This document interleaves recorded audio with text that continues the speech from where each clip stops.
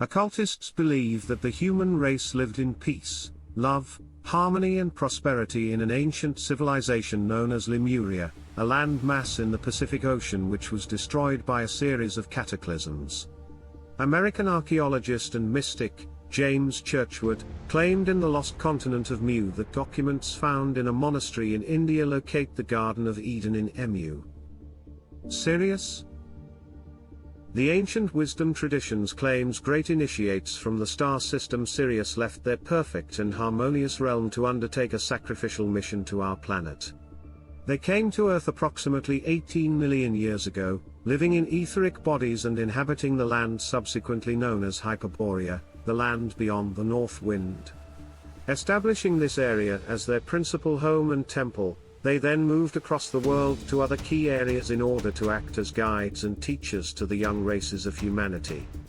Young humanity was, at the time of this great incarnation of God, men and sun men, existing and evolving in areas of the world known as Mu, the motherland. This was also the period of Adam and Eve, who fell, not into sin, but into the material realm from their formerly ethereal estate.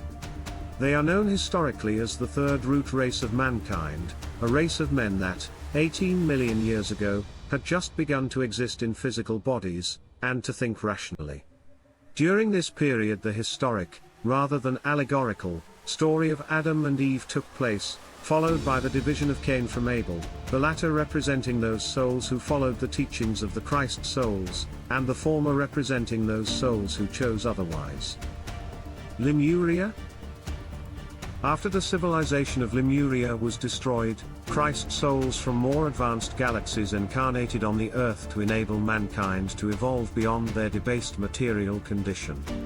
After Mu, the next great epoch of human civilization was in Atlantis, in which humanity is known as the fourth root race.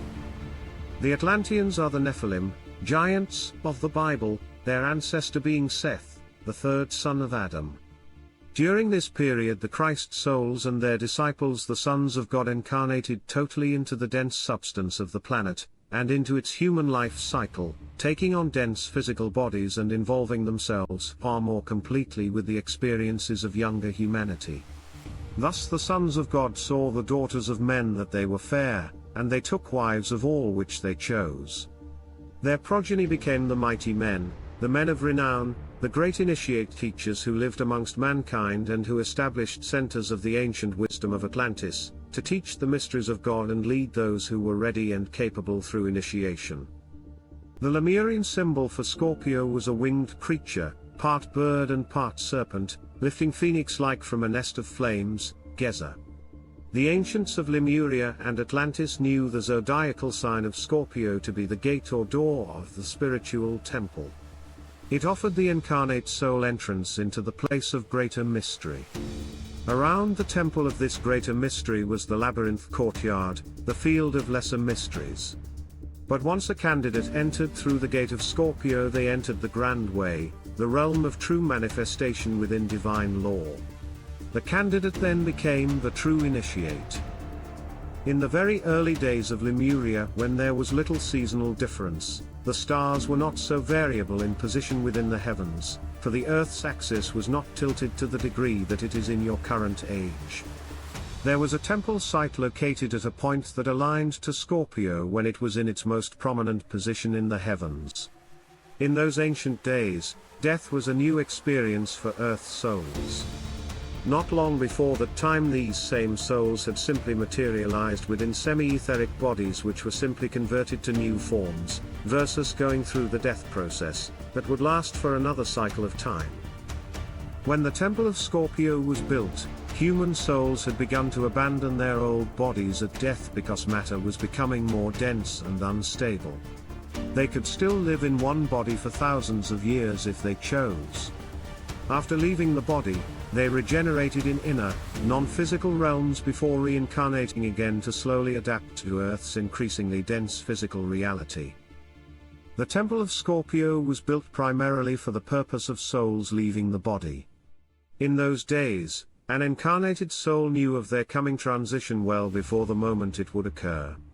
They would then proceed to the Temple of Scorpio, where they would undergo their transition much like the yogis of the East are able to achieve in our current time. Under the direct influence of Scorpio, and within a temple aligned to its celestial power for this specific purpose, the soul was granted a swifter and more powerful release through the lower astral density. This granted the soul a graceful passage into the higher heavens, where it would be prepared for eventual incarnational return. For those who actually came to the temple to leave the body, they were first bathed in water which had been charged with the stellar energy of Scorpio.